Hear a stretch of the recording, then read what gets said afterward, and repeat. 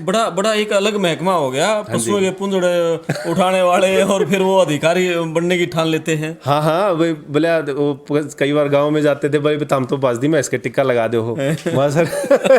VLDA हूँ, तो VLDA में मेरे पास लिमिटेड अपॉर्चुनिटीज हैं भाई। मेरे पास एक गांव का है भाई, उससे पशुओं से रिलेटेड जो भी मेरे से बनता था मैं करता था भाई। पशुओं का टीकाकरण है या कोई डिपार्टमेंट का और कोई काम है, जैसे AI का है और है, तो पूरा मतलब अपने, लेकिन वो फिर दायरा लिमिटेड था। बिल्कुल। तो ये सिविल सेवाएं आपको एक बड़ा दायरा देती हैं। ये आपका VLDA भी बड़ा लकी महकमा है। एक IPS भी अपने जींद के बने हैं, वो भी VLDA थे जी। वो विवेक चहल हैं, 2017 बैच में ही, एक्चुअली उनका तो 2017 में चयन हुआ और मेरी जर्नी स्टार्ट हुई थी। ओके, तो वो उनसे मोटिवेशन मिली क्या आपको? उनसे मैं संपर्क में आ गया था। प्रवीण जी हैं, प्रवीण सिंधु हैं, एक लेक्चरर हैं, और वो भी पहले VLDA थे। अच्छा। तो वहाँ पे उनसे संपर्क में आया और फिर उनसे बहुत अच्छे से कई बार जैसे इस तरह का टोंट भी मिलती थी गांव में। कई ऐसे थे भाई, आप अग्रवाल समाज से हो और आप VLDA हो, पशुओं से रिलेटेड हो। ये भी कोई मतलब कॉम्बिनेशन नहीं था। हाँ, इस तरह की भी टोन, लेकिन मैं अपना काम करता रहा ईमानदारी से, मेरा ऐसा कुछ नहीं था भाई। तो फिर आपका बड़ा अनूठा केस है। 37 साल की उम्र है, 2 बच्चे हैं, 8वीं 7वीं में पढ़ रहे हैं, बीच में कई साल तक पढ़ाई का गैप ना होना। तो जो बच्चे अभी तैयारी करना चाह रहे हैं उनको क्या मैसेज देना चाहोगे? वो अपने मतलब HCS वो बनना चाहें तो मन में क्या क्या उनको ठाने और किस किस तरह से काम? आपके अंदर कुछ जीत हासिल करने का जुनून हो, जज्बा हो, तो कोई भी रास्ता, कोई भी मंजिल मुश्किल नहीं है। मेरे साथ हैं विकास मित्तल जी, जिन्होंने कि 37 साल की उम्र में उत्तर प्रदेश की सबसे बड़ी जो सरकारी सेवा है PCS यानी कि SDM की नौकरी हासिल की है। इनको 2 बेटे हैं और बड़ा बेटा 8वीं क्लास में पढ़ता है, छोटा बेटा 7वीं क्लास में पढ़ता है। और इस उम्र में जब बच्चों पर पढ़ाई का फोकस करना था, विकास जी ने अपनी पढ़ाई पर फोकस किया और SDM अभी बने हैं। तो विकास जी से विस्तार में बात करेंगे, कितनी बार इन्होंने प्रयास किया, किस उम्र में SDM की परीक्षा पास करने के लिए उन्होंने तैयारी शुरू की थी। आप विस्तार से वीडियो को देखें, चैनल को सब्सक्राइब करें। मैं आपका दोस्त क्रम्पल। अब बात करते हैं। विकास जी नमस्कार। नमस्कार सर। और सबसे पहले पड़ताल TV की तरफ से आपको बधाई। जी धन्यवाद, बहुत बहुत धन्यवाद। ये बताओ, 38 साल की 37 साल की उम्र हो गई आपकी। 36 का हो सर, 37 का हो जाऊंगा। 37 के हो जाओगे। और ये उम्र तो बच्चों को पढ़ाने की है। और आपने अपनी पढ़ाई पर कैसे फोकस किया?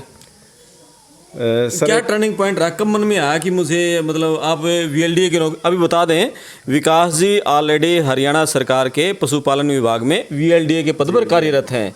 और कौन से सन से?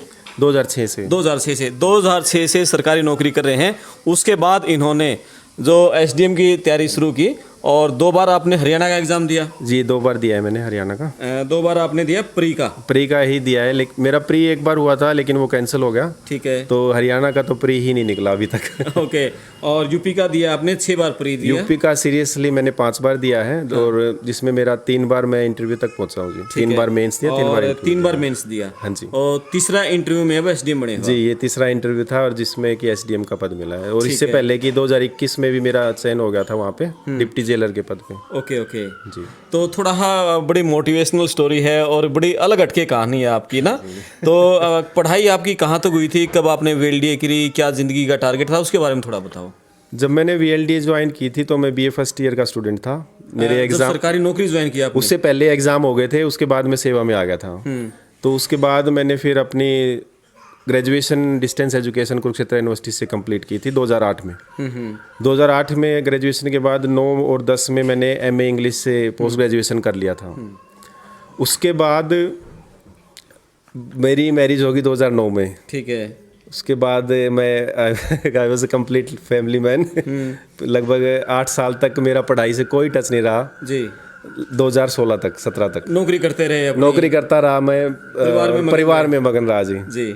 परिवार में मगन, क्योंकि बच्चे की उम्र छोटी थी और दोनों जो है ना गैप कम था इनमें। ठीक है। तो परिवार के साथ ही मतलब कोई ऐसा टारगेट नहीं था भाई कोई भविष्य में कोई चेंज करनी है नौकरी या कुछ ऐसा करना मन में कभी नहीं आया? नहीं आया। पापा लेकिन क्या करते हैं? पापा शॉप है हमारी कपड़े की। अच्छा। हाँ जी, उस पे बैठते हैं। छोटा भाई है। तो कभी कभार वहाँ भी जाना होता होगा? वहाँ पे मतलब इतना मेरे पास कोई ऐसा बर्डन नहीं था, लेकिन अपनी मर्जी से कभी जाना होता था, चले जाते थे। तो क्या टर्निंग पॉइंट रहा? परिवार में मगन थे, 2 बच्चे हो गए थे, कब ये लगा कि अब मुझे भी HCS देना चाहिए? जैसे HCS के बारे में पता तो था ही, और जो भी मेरे रिलेटिव थे ना बोलते थे मुझे, जैसे मेरे मिसिस के चाचा जी हैं बलराज जी, वो भी कई बार मिलते थे, बोलते थे भाई आप HCS की तैयारी क्यों नहीं करते। अच्छा। हाँ, इसके अलावा मेरी एक मौसी हैं, समता मौसी हैं, वो मैनेजर है बैंक में, वो भी बोलती थी भाई तू HCS की तैयारी क्यों नहीं करता। तो मैं इग्नोर, मतलब भाई अब कहाँ नहीं होता भाई, चलो। ओके। लेकिन वो कई बार जैसे अखबार में भी फिर पढ़ते थे, 2014 की लिस्ट आई थी। हाँ। वो उड्डा गवर्नमेंट में HCS लगे थे भाई, कोई नारनौंद का लग रहा है, कोई पानीपत का है, कोई अपने जींद का है। तो एक वो दिमाग में ना कब आ जाती थी, लेकिन फिर वो ही नेक्स्ट डे उठ गए तो वो साफ हो जाती थी सारी। ठीक है। लेकिन 2015 में +2 मेडिकल हो गया हमारा, डिप्लोमा। तो मैंने +2 मेडिकल से करने की सोची, भाई क्यों ना +2 मेडिकल कर ली जाए और इसमें आगे कहीं ना कहीं स्कोप और बन जाएगा। ठीक है। तो मैंने +2 मेडिकल के इग्नू ओपन से फॉर्म भर दिए थे 2015 में। 2015 में जी। यानी कि पढ़ाई छोड़े हुए तो पढ़ाई हुए छोड़े हुए बहुत साल हो गए थे। 15 साल हो गए थे लगभग। हाँ जी, हाँ जी, हाँ जी। 10वीं में आपने 2002 में की थी मैंने। 2002 में की थी और 10वीं बेस पे VLDA किया था। 10वीं बेस पे भी। और उसके बाद पढ़ाई का कोई वास्ता नहीं था। उसके बाद मतलब डिस्टेंस से ही रहा 2008-9 तक जो ग्रेजुएशन की थी।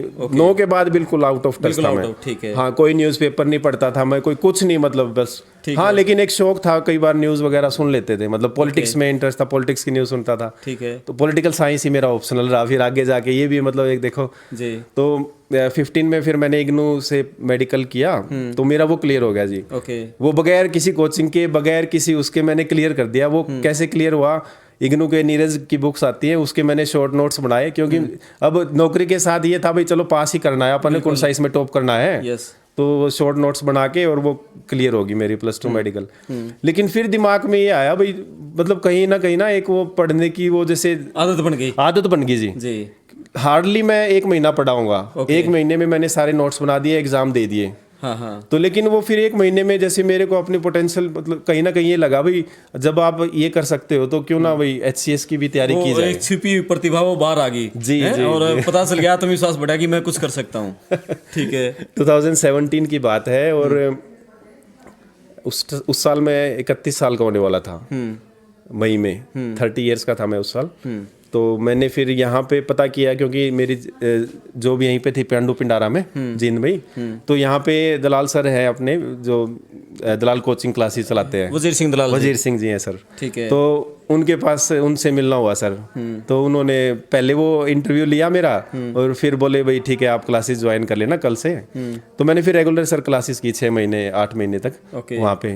इन बिटवीन, क्योंकि UPSC में जैसे 32 साल तक दे सकते हैं, तो 2017 वाला मेरा अटेम्प्ट था UPSC का, तो मैंने वो भी देने गया मैं। मतलब पूरा, मतलब मैंने 49-50 डेज थे मेरे पास UPSC का एग्जाम देने के लिए। तो मैंने पूरा मतलब छुट्टियां ले ली वहाँ से, डिपार्टमेंट ने बहुत सहयोग किया, छुट्टियां अलाउ कर दी।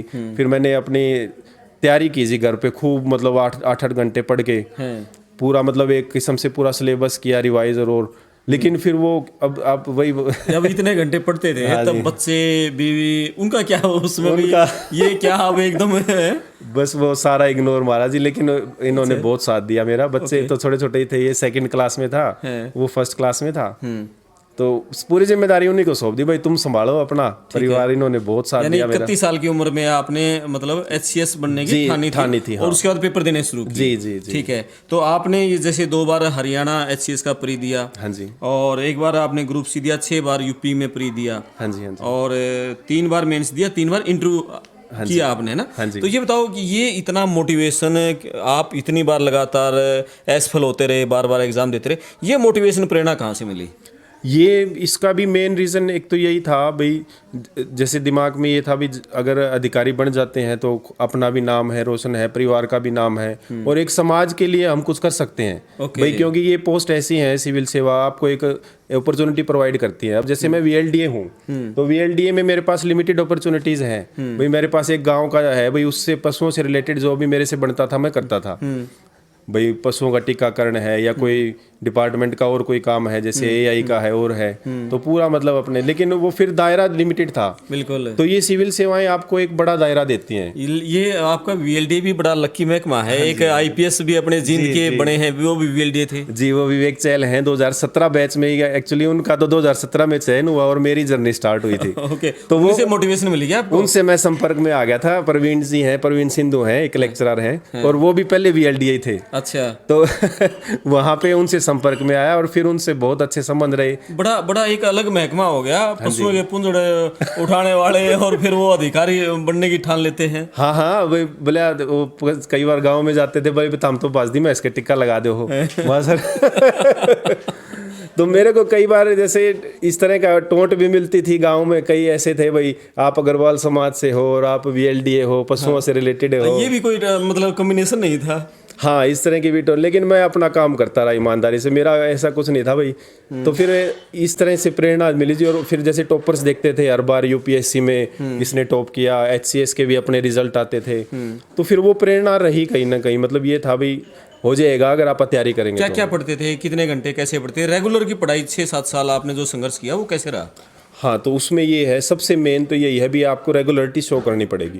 अब जब भी आप इस तरह की कोई परीक्षा की तैयारी करोगे तो आप मान के चलो भाई ये नहीं है कि आपको पूरा दिन 8 से 10 घंटे 12 घंटे डेली पढ़ना है 6 साल। 5 से 6 घंटे आप निकाल लो। अच्छा, वो आपके ऊपर है। आप 1 घंटा 2 घंटा सुबह निकालो, 2 घंटा दिन में, 2 घंटा शाम को, वो तो आपके ऊपर। अब टाइम मैनेज आपको करना है जी। तो इस तरह से मैंने फिर मैनेजमेंट किया जी। यहाँ कभी ऐसा भी होता था अभी बीच में 4 दिन 5 दिन चले गए, किताबों को हाथ भी नहीं लगाया क्योंकि परिवार था, आप ऐसा भी हुआ? इस तरह का हुआ, कई बार मैरिज हो जाती थी लेकिन 4-5 दिन का नहीं हुआ। उसमें तो फिर बिल्कुल ही लाइट उठ जाती है। यानी कि अनुशासन आपने बनाए रखा जी है इसका, जी जी बिल्कुल। हार्डली मतलब 1 या 2 दिन का रहता था वैसे। ओके, तो उसकी कमी फिर नेक्स्ट दिनों में नेक्स्ट डे बिल्कुल ये टारगेट रहता था कि हमने जैसे अब कल अगर मैं होता तो वो पढ़ता तो हमने वो बुक पूरी करनी है। ठीक है। पॉलिटिकल साइंस की अगर लक्ष्मीकांत पढ़ रहे हैं तो हमने 5 चैप्टर पढ़ने हैं तो वो 5 अगले दिन उसके फिर 10 करने हैं। तो इस तरह से था। ठीक है। और फिर पीछे मतलब ना कुछ एक बैकग्राउंड मेरा ऐसा था, जैसे मैंने आर्ट से ग्रेजुएशन करी थी तो इन सब्जेक्ट से पकड़ थी मेरी, हिस्ट्री पे, पॉलिटिकल साइंस पे।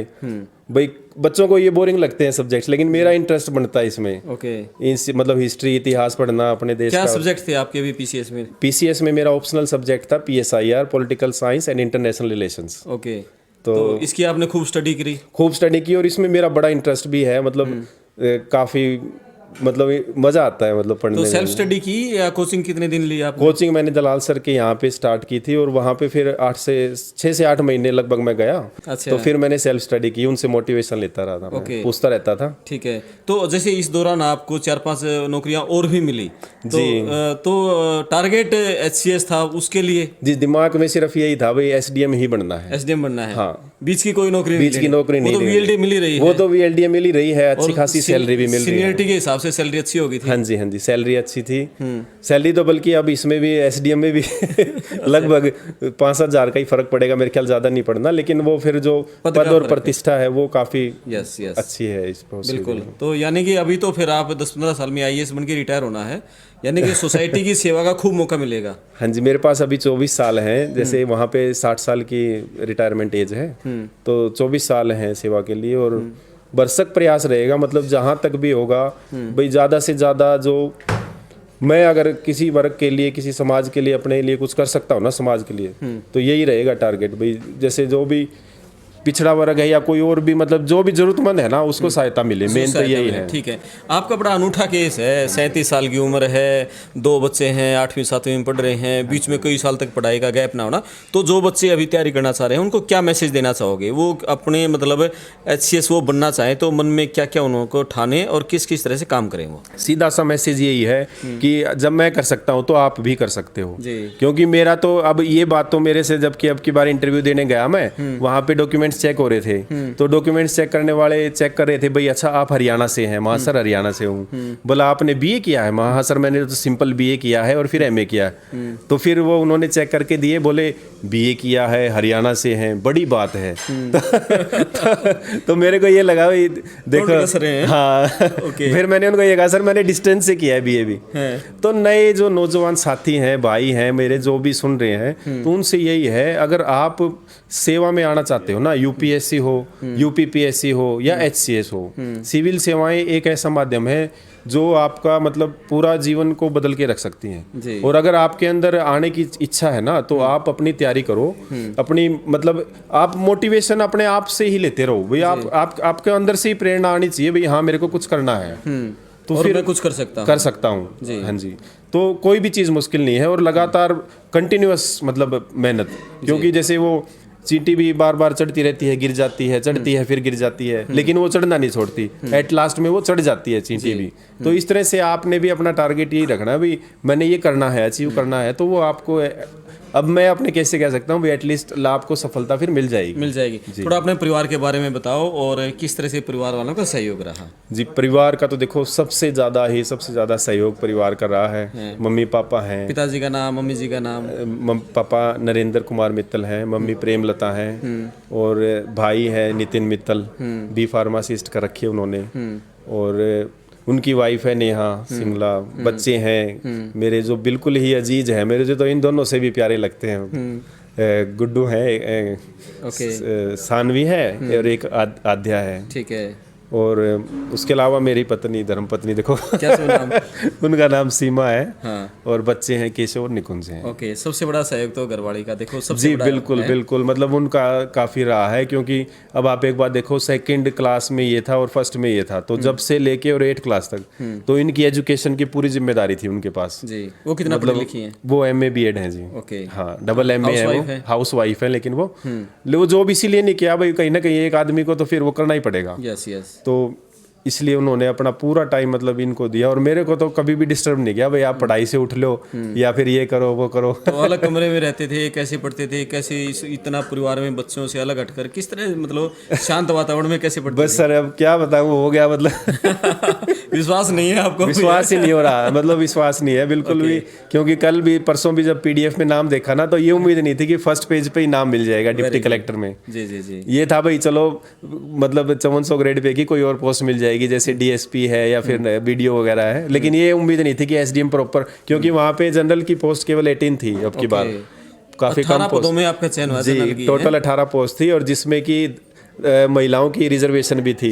वहाँ पे यूपी सरकार की महिलाओं की रिजर्वेशन भी थी, तो उसमें फिर मेरा 16th rank, overall 16th rank आया। बहुत बड़ी बात है, और बहुत शुभकामनाएं आपको, बहुत बधाई। आप समाज के लिए कुछ अच्छा करें और इसी तरह मोटिवेशन करते रहे बच्चों को। Thank you sir, thank you, नमस्कार। ये थे हमारे साथ विकास मित्तल जी। मैं आपका दोस्त करमपाल। वीडियो शेयर करें, चैनल सब्सक्राइब करें। धन्यवाद सर। थैंक यू सर, नमस्कार।